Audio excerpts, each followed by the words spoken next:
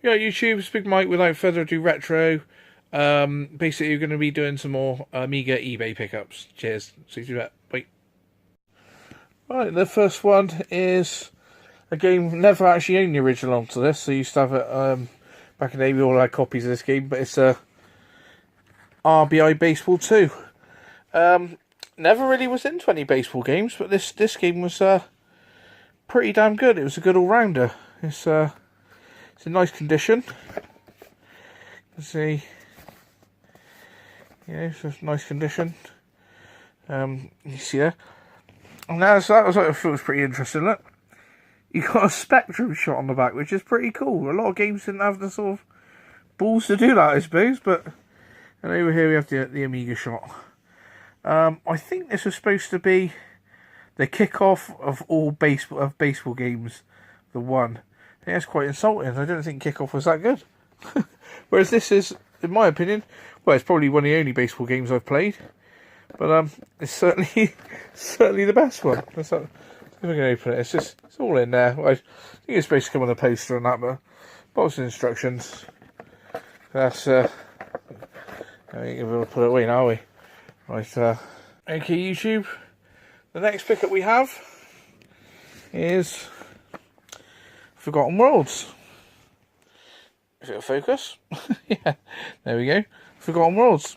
And this game, again, is in a bit of a box poor lightage. It's in very good condition, as you can see. I believe we got this. That's a little bit of wear there. But what can you expect? These, you know, what can you expect? And on the back, if we have a look, it's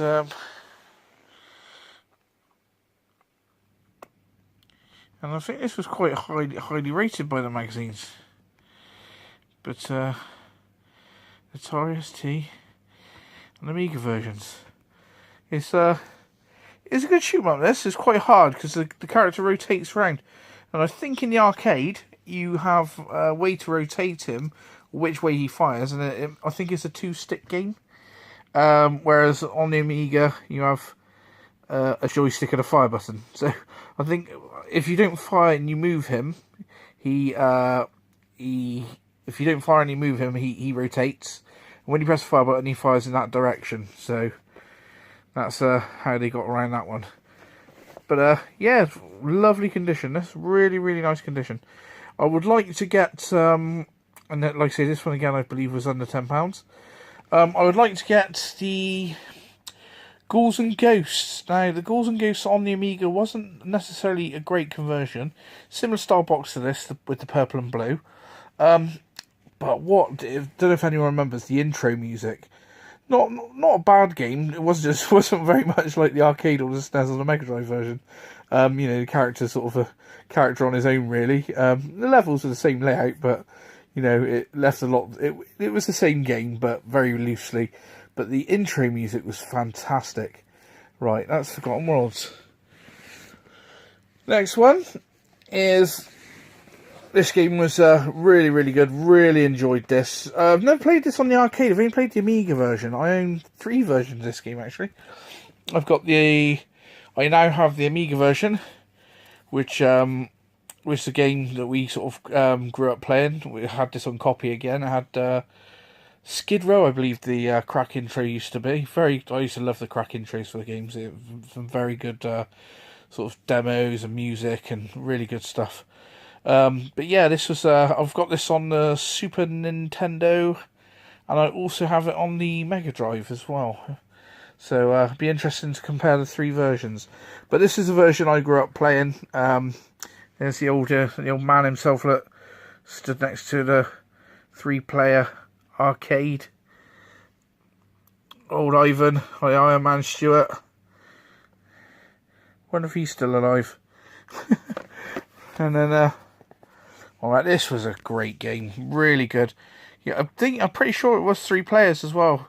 So you have 2 on joysticks and 1 on keys, maybe, if I'm right. Really, you know, sort of a single screen. And you have the card. I think it might have been a computer player as well. So you see screenshots, and just a shot of the whole box. And a little bit more honest, this box. It looks a little bit sun faded. And we actually bought this one off of a fellow YouTuber much bigger than myself. He's probably never heard of me, but I've certainly been a subscriber of his for many years. The Nostalgia Nerd. If you've seen his channel, he's got a great channel. So some absolutely fantastic videos. And he's on eBay selling as well. So yeah, I was glad to pick this up. So cheers to Nostalgia Nerd. Right, second to last. It's an okay game. It's been released again on the PS4. I don't know if it's called Super Putty. I called it Super Putty on the SNES. But originally it was called Putty on the Amiga. Bit of an honest box, this one. It's a little bit, got some edge wear and that. Seen this one coming to the end of a sale. Like I say, it's another Amiga big box. And I believe it was like, I can't remember what it was. It was something I'll put an offer in. And I put a silly offer of £5 in. And they accepted the bid. Which £5 to me, for an Amiga big box game, is money well spent.